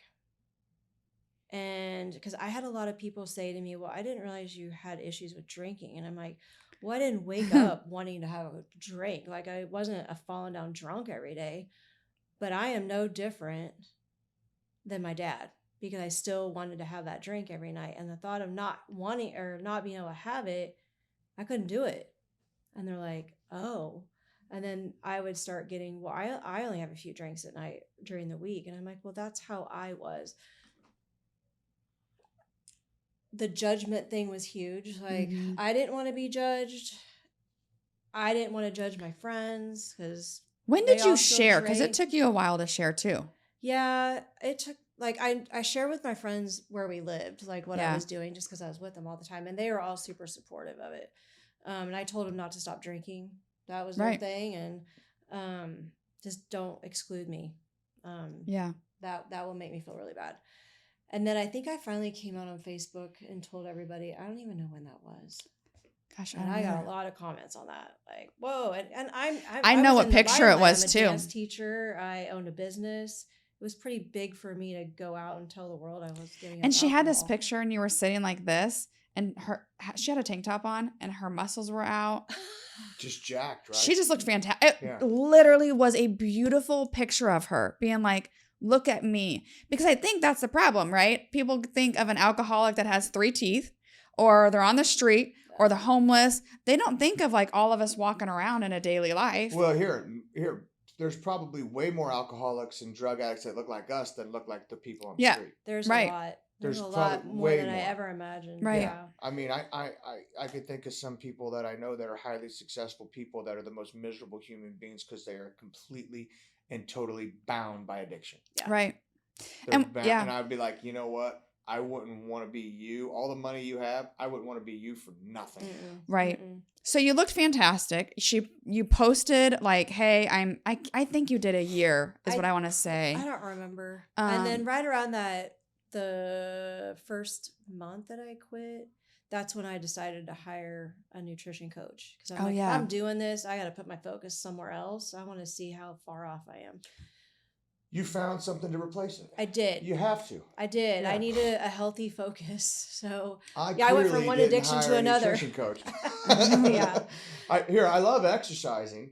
Yeah. I do, but I just can't seem to eat right. She's going to help me with my nutrition. I don't. Well, so Michelle does. Like, Michelle's on point. She is on point. I'm going to tell you, that girl looks great. Yeah. She said that she dialed in her nutrition too. Well, and here, I say that since Michelle dialed in hers, it's going to dial on yours. I dialed in mine. Yeah. And when you look great too, that's kind of funny because I was talking to my husband, like, he kind of didn't like the stuff I was eating or making. And then he was like, I'll try that. And it wasn't anything that different. It just was healthier. Mm-hmm. Here, like Michelle's deal is keto. She does it's so you can, like, if you're in a pinch, you can go to Wendy's and pull the damn bun off that and just eat the chicken. Go to town. Or the cheeseburger. Oh, yeah. You're probably better off if you're keto. I'm not eating a Wendy's cheeseburger. Whatever. Please don't call me. It could be Wendy's. Or McDonald's. No, I don't eat fast food. McDonald's is gross, but I will go to Wendy's and I will go to Culver's if I'm in a pinch, and I'll take the bun off and I'll just pound it real quick. Yeah. You can do that. So there's a little bit more freedom in it versus chicken and rice, chicken and rice, chicken and rice. You know, you can go to a barbecue joint. Remember, I'm married to a fireman. So I told her, she sent me a bunch of sheets. I said, you just send me meals and I just tell Frank, hey, here you go. And he makes them. So here, it's fantastic. You might know Jen Smith. Oh, I love her. So it was ultimately Jen, because my wife was like. Is that what she does? Does she do keto? Yes. My wife's like. Man, I'll tell you something. She's dedicated. Oh, and here, and looks fantastic. Looks great. Looks unbelievable. Great. I will never be her. I don't have that dedication. Michelle decided I'm going to start doing it. So Jen kind of coached her through it. Yeah. And then I just did what Michelle did. Yeah. I'm like, I'm not going to sit there and spend the time to figure out how to do it. Just tell me what to eat, and that's what I'll eat. Yeah. And so sometimes I'll just call Michelle, be like, hey, can I eat this? And she's like, yeah, go ahead. You're fine. You can eat that. And then we found, like, because I'm like a sweet tooth addict. Yeah. So what do you eat? There are things that you can make that are sugar-free that will satisfy you. Like my pumpkin pie I made this morning. Yeah. Oh, what? I'm coming over. So here. I am on my way. You want to hear about alcohol being inflammatory. Sugar's inflammatory. Oh, it's terrible. Because the other night, I think it might have been Friday night after a game, I'm like, I cannonballed off the wagon. Because here's the thing. If I'm going to jump off the wagon, I'm fucking jumping off the wagon. I'm go to Andy's? A Snickers. I'm going to have a Snickers. 12. I'm going to have a Reese's. I'm going to have a donut. And I'm like, I'm getting after it. Yeah. I woke up the next morning and felt like a truck ran over. Yeah. Mm-hmm. I felt It'll get to the point I can't wear my wedding ring. Yeah. It'll get so tight and I'm like, oh, my hands are puffy. Yeah. Like, I just feel like puffy. Hold on. Salt does it it's not just, sugar will make your feet swell too. Yeah. I woke up, my ankles were swollen. Yes. I'm like, what the hell is this? So. Okay, so you're 5 years sober. And you're eating healthy. And you're working out. And you're a trainer. Yes. And you're a trainer. And I do nutrition coaching. So how do you feel? So you learned from your nutrition coach. I learned from my nutrition coach. And she's coaching with them. Over a year. Yeah. And then I decided when we moved back here 2 years ago, I actually went to the gym to do a class, talked to Nita, that was the manager then. And I was like, you know what? This is my other passion, like the gym and being physically active, and nutrition has always been my thing. So I went ahead and got certified, and that's why I'm at gym. Here's the thing. I have friends and people that have worked for me that have checked themselves into inpatient therapy for depression. And the common denominator that I have with all of them, I could think of 3 people that did it, was they took sugar out of their diet. Yes. Okay. So sugar, number one, we know it feeds cancer. Yes. We know that. We know that it's an inflammation. We know that it can cause or contribute to mental illness and even things like Parkinson's disease. And it's a huge dopamine. It's also it's another hit. Artery disease is huge for that too. So we know all this. So we know that when they check into these places, they change their diet. But one thing that we need to do is how to incorporate exercise. Because I'm going to tell you right now, if you could fix people's diets and you could fix their lifestyle, you can 100. I'm not saying everyone's going to get off medication, because I think there's more severe cases. Yeah. But I'm telling you right now, a lot of people, their attitudes, their perspectives, their psyche, it'll change. Mm-hmm. It will change. It's huge. Well, and it can regulate. Like your husband has type 1 diabetes. Mm-hmm. And so you can either have type 1 diabetes and do nothing about it, or you can eat healthy, work out, and not progress. There was a lady on a podcast the other day I watched, and she said if you walk over 7,000 steps a day, then you are reducing your, I mean, it just goes into this whole It's insulin. huge. Yeah, Yeah. 7,000 steps. Here, I could do a whole podcast on insulin and sugar and triglycerides. You and should how do awful it you is. should listen to the TED Talk on diabetes and how his argument is the sugar craving doesn't cause the diabetes. It's the diabetes that causes the sugar craving. It was really, really good because you get so frustrated with diabetics. Like I remember I was treating a diabetic for polyneuropathy.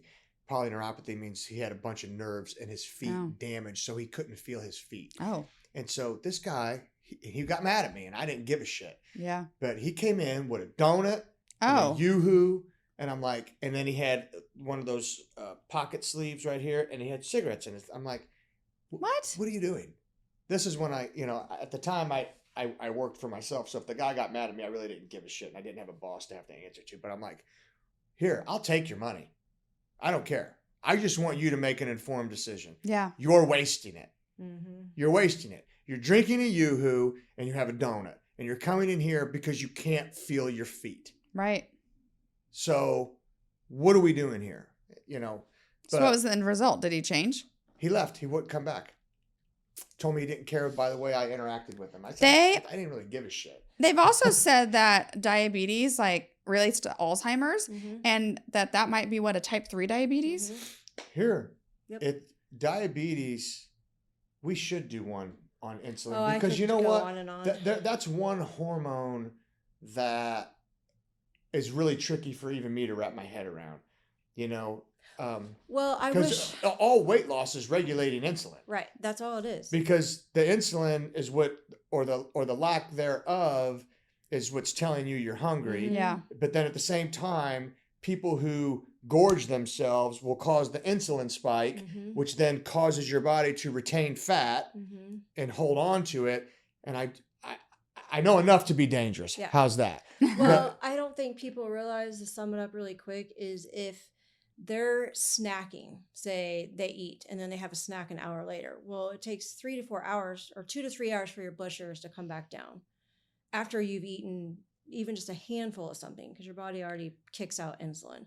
So if you don't give it that rest and then you're snacking and then you eat again another couple hours, well, guess what? Your blood sugars are always up here and now they're angry. They're always elevated. And so your cells over here are like, okay, we've had enough. We're shutting off. We're not letting any more insulin come in.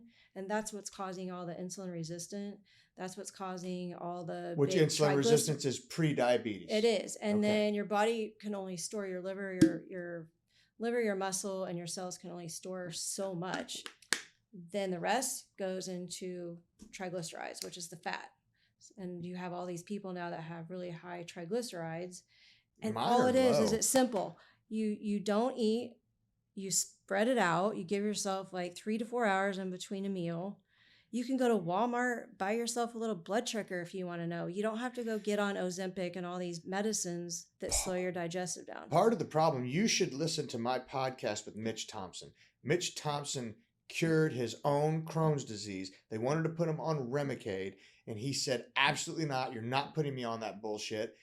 And he changed it and fixed it by changing his diet. Oh, I guarantee and it. He is another one who will swear up and down by a ketogenic diet. And he swears up and down that mainstream media demonized fat when they should have demonized simple sugars. Yeah. Don't get me started. Well, I agree 100%.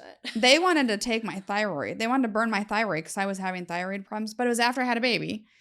So I was like, I'm not want to do this. I went to an endocrinologist. She was terrible. And I walked out. My husband's like, oh my gosh.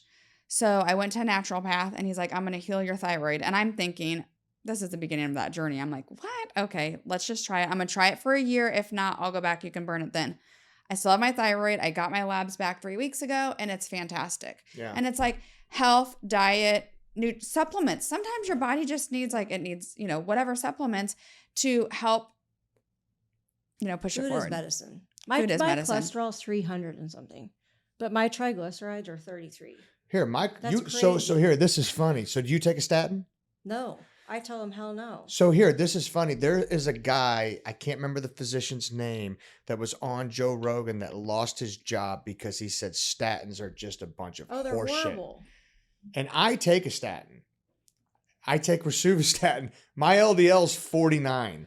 My HDL's in the 50s, sometimes in the 60s. You guys are speaking foreign language. So to me. LDL's low density It's lipoprotein. It's your bad cholesterol. It is. Oh, okay. HDL's good. high density lipoprotein. That's your good cholesterol. So Okay. my HDL is 98. It's off That the does- charts. Great. That's good because you exercise all the time. Right. But see, What's Don't your you LDL? exercise? Huh? Don't you I exercise? exercise 5, my 6 days a LDL week. is like 100, but that's because I eat high fat. But LDL at 100 is not that bad. It's not. Now, like I said, when doctors see my cholesterol, they're like, you need to be on a statin. Well, one, I don't go to the doctor ever, but I actually do my own blood work. I go to Quest Diagnostics, order it. Anyway, Yeah. because I eat high fat, that's just going to happen. My doctor, initially, this doctor that I went to, he goes, I'm going to put you on a statin. I go, well, don't you want to check my cholesterol first? He goes, it's going to be high. And I'm like, wait a second. How does he know that? How do you, I mean, I'm thinking this is, because you know what? My hypothesis behind this is that Big Pharma has somehow set the guidelines so low That everybody. that, because here, I'll tell you right now, if your LDL's over 100, they're going to put you on a statin. Oh, yeah. And I don't think that's too high. But here, I had another physician who, you know what? I may bring him on here, Dr. James LaSalle, who I think is brilliant. But I may bring him on here to discuss this because he'll posture that statins have saved more lives than any other drug. I would love to hear that. I do too. And Because- he is absolutely, James LaSalle is, I got to rehab his shoulder and I got to have a lot of conversations with him and he is brilliant. And I actually sent him the podcast From with Joe Rogan? Joe Rogan and the other physician who's like, these fucking statins are bullshit. What do you say? You know what? I never got to follow up with them. I never got to It's follow like up. if you research it, it's like the statins block your body of any fat. So our hormones need that fat. Guys will lose their testosterone. Women lose their estrogen. We lose our brain. Now, what are your fat. thoughts on TRT? Because there's a lot of people that'll say TRT is no good because it raises cholesterol. Right. I won't say. No, tell me. I want to know. I take it. I don't give a shit. I take 2 shots a week. I'm not a Because the doctor. philosophy is. I think you have to be careful though. So like I had a hysterectomy after all of the stuff with Antonia. So I'm on HRT, on all hormones, but I take a troche Mhm. and they're bioidentical. So they're not from the FDA. Yeah. I think that you have to weigh your options. Yeah, I don't you do. want to get osteoporosis. My mom has osteoporosis.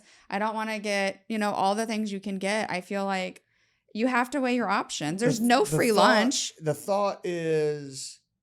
But when did you start that? In my mid 30s. When did you start your statins? Damn it. Probably right at 40. Oh, okay. Oh, so that wouldn't have been it. Well, no, it certainly could have been. Because the statins lower your testosterone. Yeah, so you said you started your It blocks your body testosterone. from absorbing fat, and your body needs fat to make testosterone. Your body needs cholesterol to make testosterone. So that's the argument. So if your body normally would pull from cholesterol to make testosterone and you're just bypassing that process and just Mhm. putting it into the system, now your body doesn't have to pull from cholesterol to make it. So your cholesterol will go up. I don't know that that's an argument. That's just, I think it's Yeah. scientific fact. That's just what happens. It is what it is. So my cholesterol was, I think, 112, or maybe it was 122. And so I started taking a statin. They told Frank that he needed to take one. I told him no. Yeah. Well, alcohol also mimics estrogen. Yes. So when I went to the doctor to get my hormones checked, my estrogen, it should be like around 150 or lower. It was 500. Yeah. That was my Here, other. do you know what my that was test- my other kicker. Of Oh I'm my done goodness. drinking. Do you know what my testosterone was? That's crazy. My testosterone was supposed to be between 400 and 800. When I first started supplementing, I was at 84. And I don't care. I'm pretty much an open book. I had 0 sex drive. That's what made me go. 0. Yeah. Makes you tired too. I'm always tired because I go for 14, 15 hours Yeah. a day, so I'm going to be tired. So that wasn't a big deal for me, but I had no sex drive. If Michelle were to come on to me, great. fine. Yeah. If she didn't, I'd be like, fine Yeah. too. And she was like, you know what? This is bullshit. She's like, you're going to go figure out what the hell's going on. Yeah. So I went to the doctor. My testosterone's 84 milligrams per deciliter. She gives me 400 milligrams in the office. Wow. In 12 hours, I'm a 16-year-old. Okay. It was, I mean, literally, I woke up the next day and I'm like, this is awesome. So I'm like, okay, I'm in. What do I need to do? Give me the testosterone. Yeah. So the doctor then tells me, if you inject yourself with testosterone, it goes away in 4 days. So just split your dose up and take it Twice a week. So I didn't just split my dose. Oh, up. you did. I gave myself just a little bit more than I should. So next time I go get my testosterone checked, it's about 3,000. Yeah. Now, okay. Which is a problem because then your blood clots.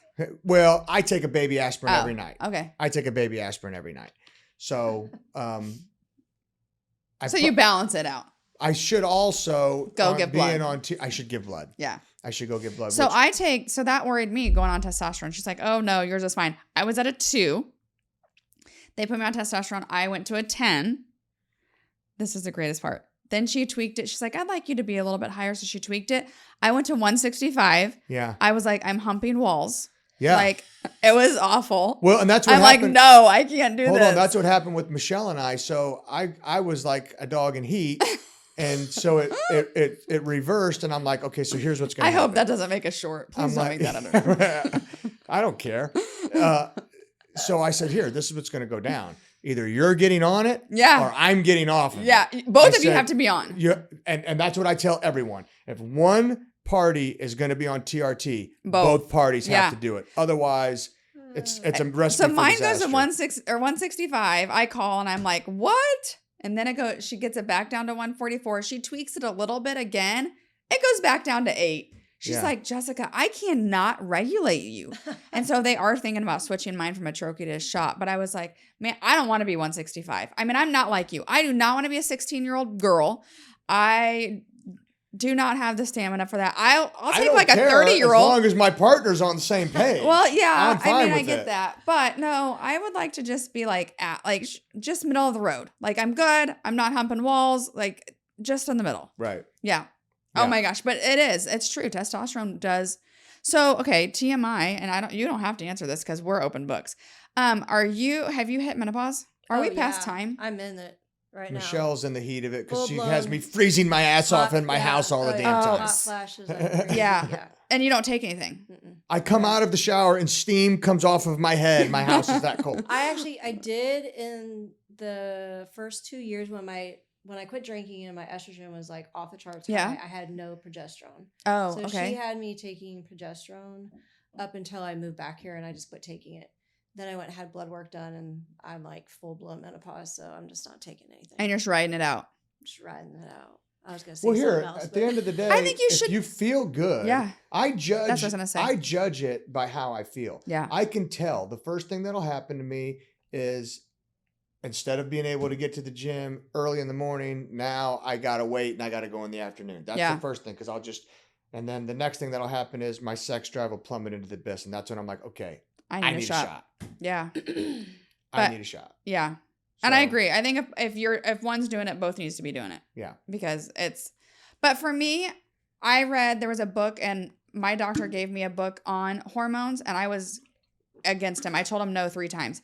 And then he gave me this book and I read it. And this was a guy that did it for the stars, all the things. And now he's making babies. But the point of the story is I read this book and he talked about how important hormones are because when you get on the other side of menopause, you have no hormones.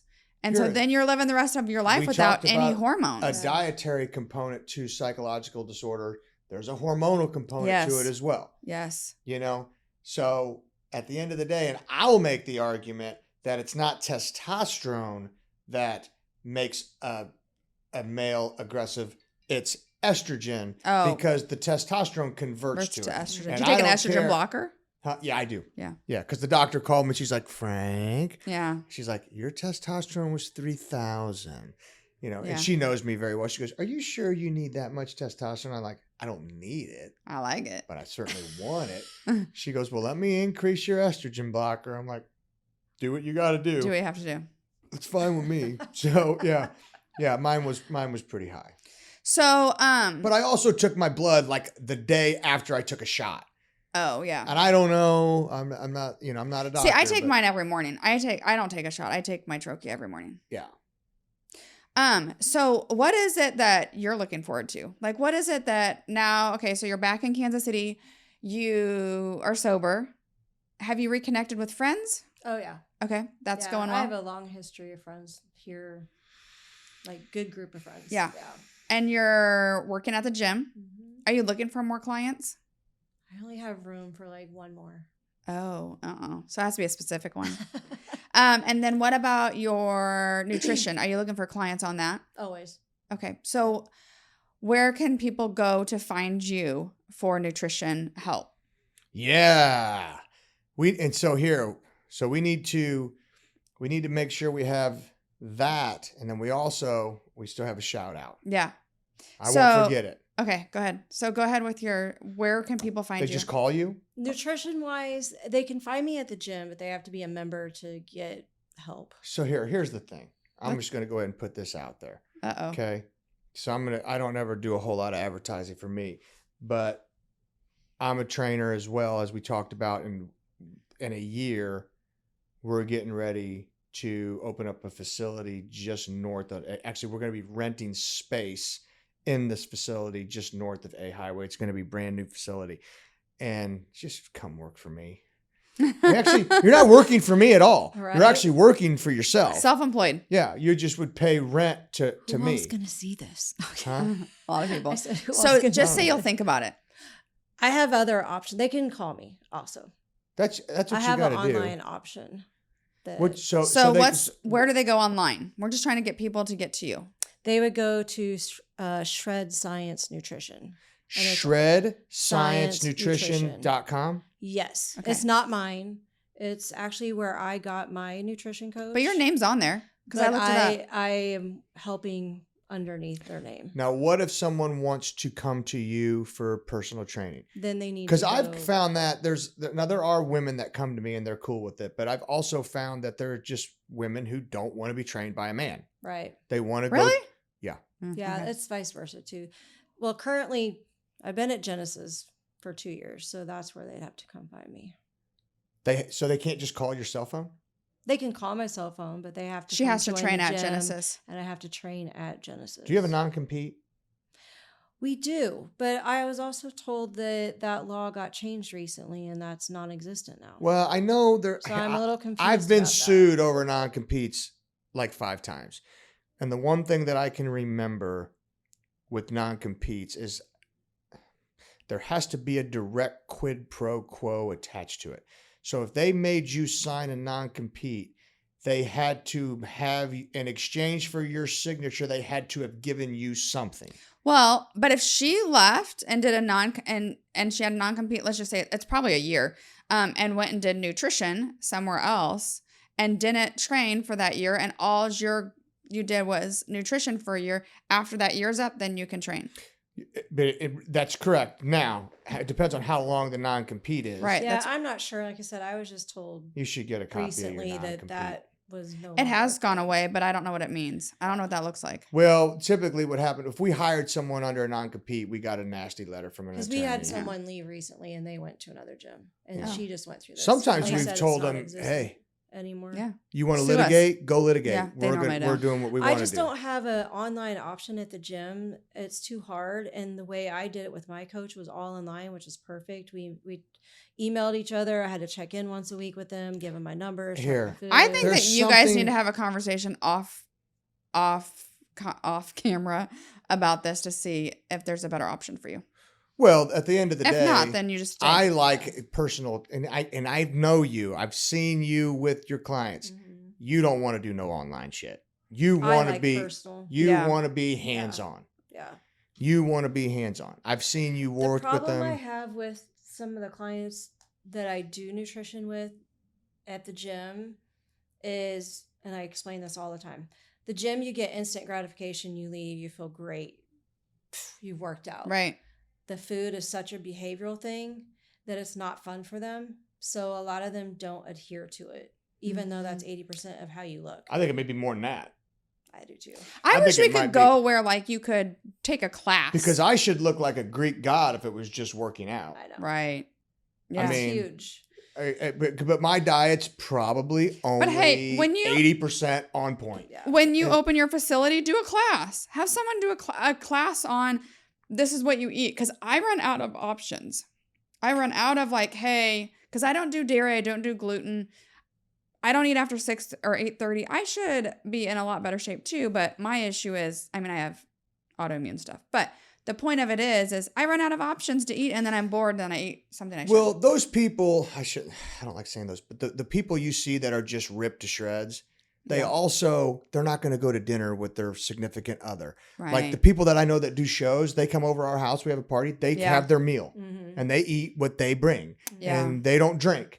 And hey, you want to go out of town? No, we're prepping. Yeah. So they're incredibly disciplined. Yeah. But that's no way to live your life. It's not. It's real also life. an addiction too, I feel like. Oh yeah. Well, here, I mean, vanity. It's That's what I said. It's not real life. That's why I like talking and teaching the nutrition stuff, because it's real life. Like I did it. I know what it was like. And you look great. It changed a lot of stuff for me personally, and it's not that hard. Like I'm like, we spend so much time on these all the time that I finally had to retrain my brain. Like, okay, well, instead of laying in bed at night and looking on Facebook and everything else, I'm going to figure out what I'm going to eat tomorrow.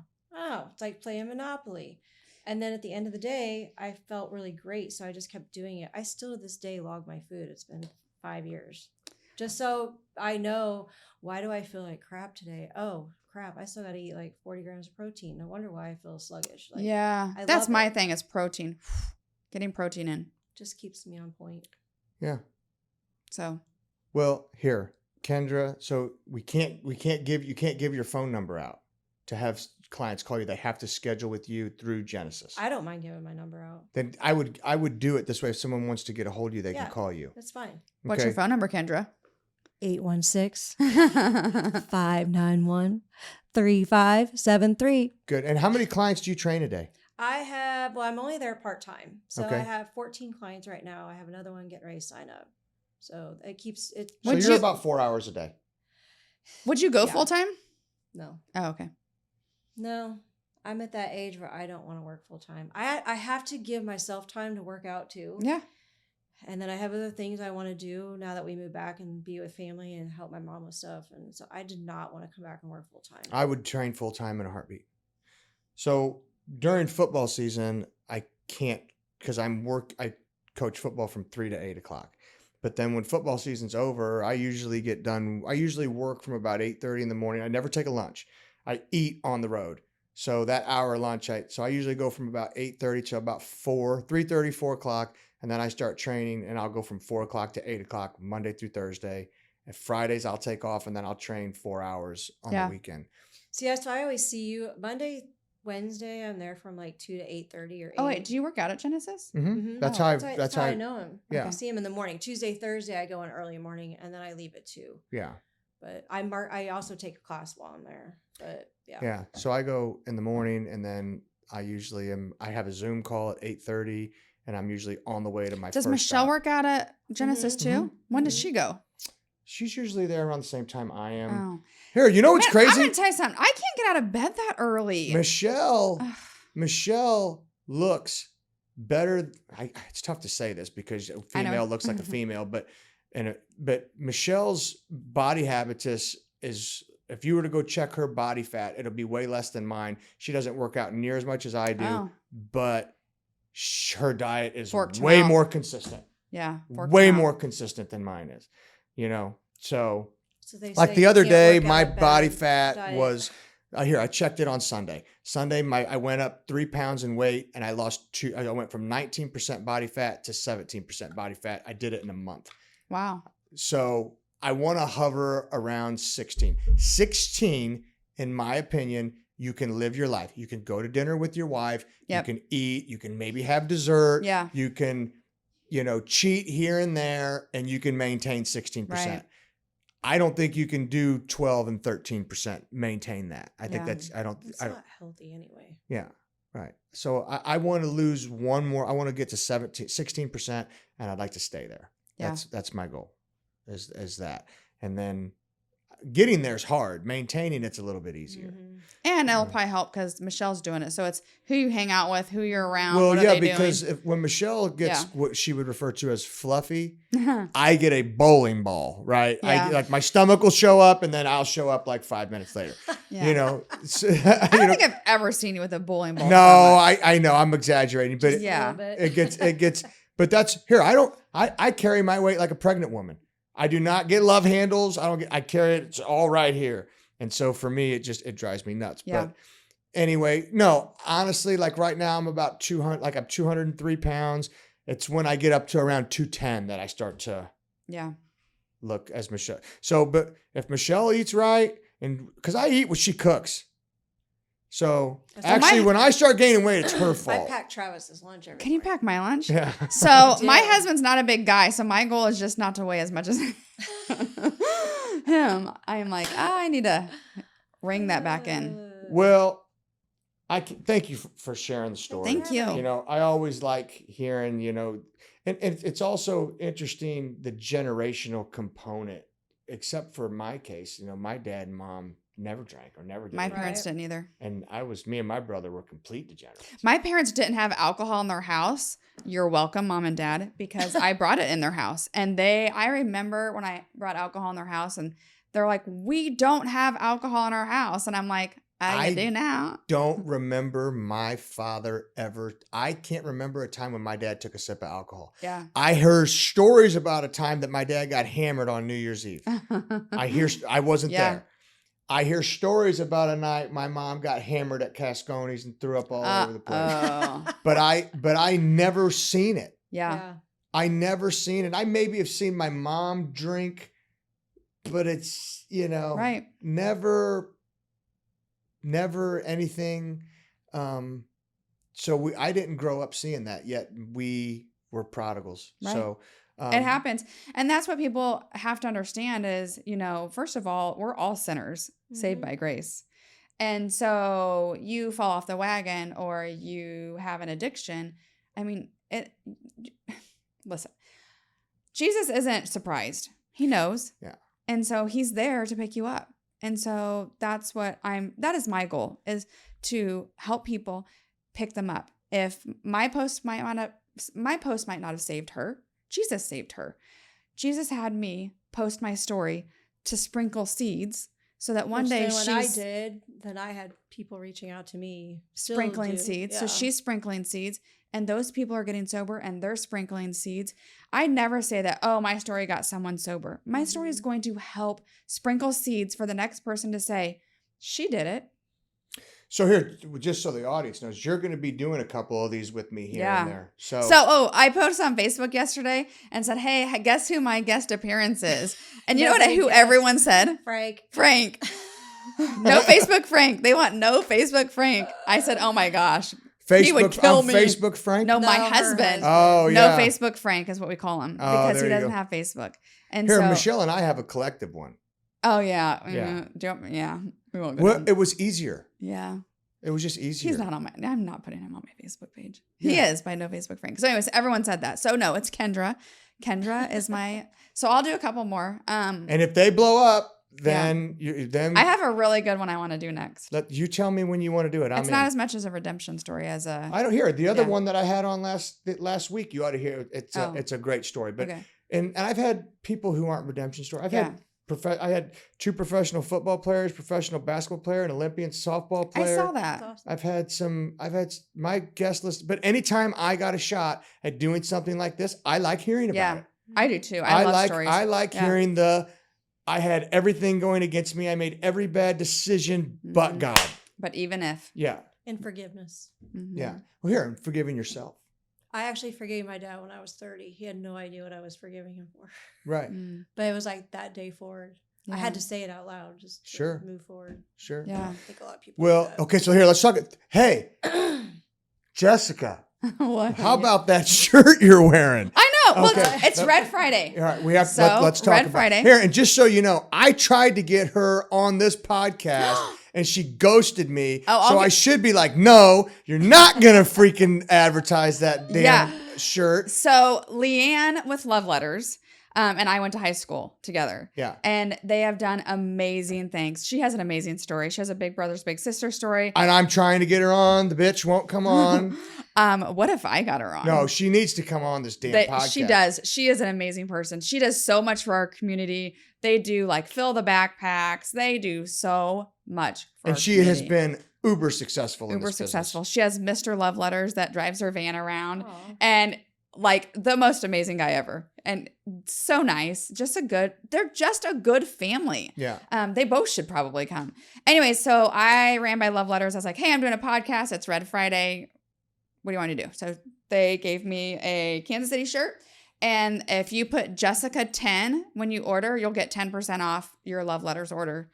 Love Letters, in case people don't know, Love Letters Kansas City does a lot of, they're now even doing like Liberty North, Liberty High School, all their shirts. It's huge. It's a huge business. They've just like really taken off. Yeah. But they don't that just whole do, entire space. Like my cousin Andrew owns Cumpy's t-shirts. Oh yeah. He's jammed. Yeah. He's so busy. They're busy. But they don't just do Kansas City stuff. They, like my jeans are from Love Letters. I went in to grab a shirt and got a pair of jeans, and they do a ton of jeans, all different styles and sizes. They do like sweaters. They have, oh my gosh, I'm so excited for this. This will probably sell out. It's like a Kansas City sweatshirt and sweatpants, and it's super thick. They're not out yet. And I'm like, I need those. Yeah. So yeah, so if you do Jessica 10, you'll get 10% off your Love Letters order. And I will promise you I'll work on getting Leanne to come in. Oh, I'm going to just, amazing. I don't want to say she said no.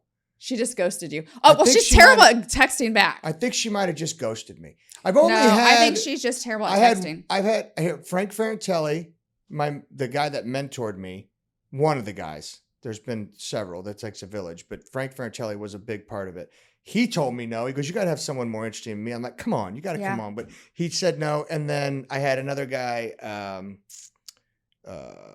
God darn it, I can't think of his name now, but he's a jiu-jitsu black belt, and I think he fought in the UFC a couple times.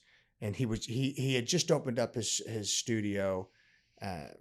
He was an Oak Park kid. I can't think of his name. It's driving me crazy right now. But I still want to try to get him on here. And then Zach Cummings never responded to my text. So interesting. I want to get him on Leanne's too. terrible at texting. I had texted her to bring, so they have a big van that Trey they Ogden. bring. His name was Trey Ogden. And so she didn't reply to me because I wanted it in my neighborhood during COVID.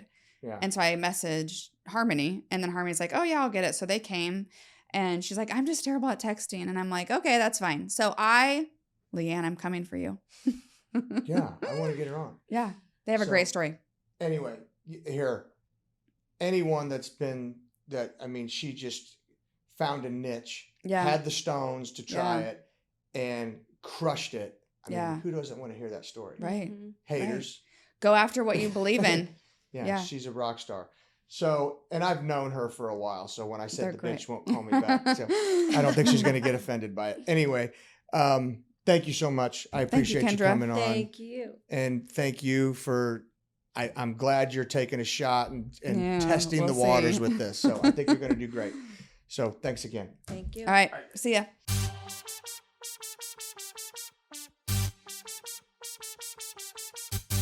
Welcome to What Do You Say? The podcast that peels back the